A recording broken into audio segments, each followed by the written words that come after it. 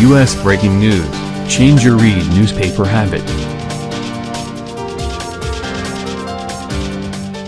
Pahoa, Hawaii, Reuters, when hundreds of residents of Hawaii's Big Island fled their homes after the Kilauea volcano erupted, some left behind not only most of their belongings, but also their beloved pets.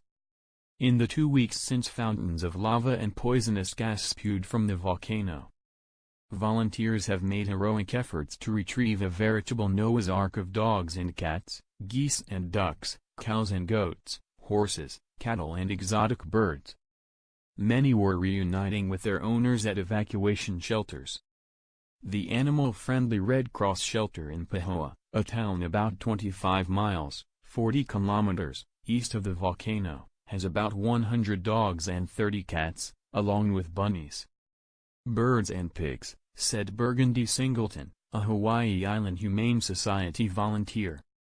Quite the crazy farm right now, Singleton said. We are housing everything from wee little creatures to ginormous beasts in no trouble. With that many personalities mixing it up, it's been amazing.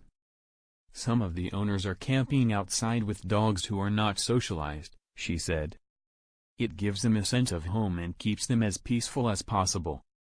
This is definitely stressful on the pets as well as the people.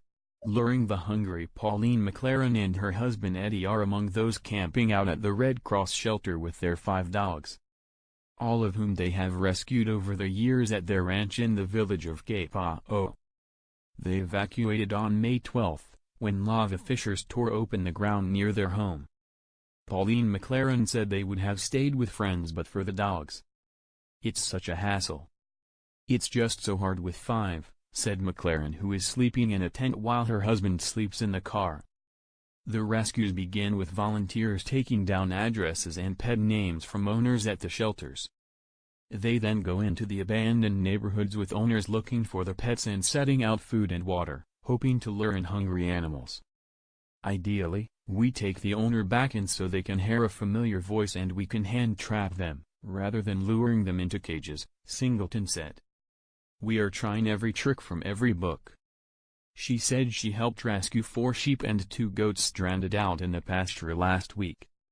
The lava was running right behind them and they were trapped inside their fence. The rescuers had to evacuate before they could catch the last sheep, but left the gate open so she could escape danger. Outpouring of generosity at another animal shelter at the County Parks and Recreation Gym in Pahoa. Tents have been set up inside to give families some privacy and keep dogs away from each other, Singleton said. A donation table at the entrance was piled high with bags of dry dog and cat litter. This is the reason I live in this community, Singleton said. The offerings and the help has been unbelievable. Some of the larger livestock are being housed at the Hawaii County-funded Pahoa Rainforest Zoo and Gardens, which has taken in 30 to 35 cattle and horses. The close-knit community is helping to feed them. We have 3 pallets of alfalfa for the horses being donated today, said Pam Mizuno at the zoo. That's helpful. The outpouring of generosity really helps. Rescue groups have moved more than 1,300 head of cattle and 3 dozen horses, some of which have been herded to a ranch to the north, out of danger. Some horses are being sheltered at the Pahoa Equestrian Center, also to the north. The livestock are even more jittery than the house pets, Singleton said. From the earthquakes to the smoke and lava to the helicopters overhead, they are just spooked. Singleton, who lives about 20 miles away from the lava zone, said it is important for pets to stay with their families. They both get something from it. Sometimes they have lost every single thing they own other than that dog or cat. It's the one piece of home they still have, the one piece holding them together.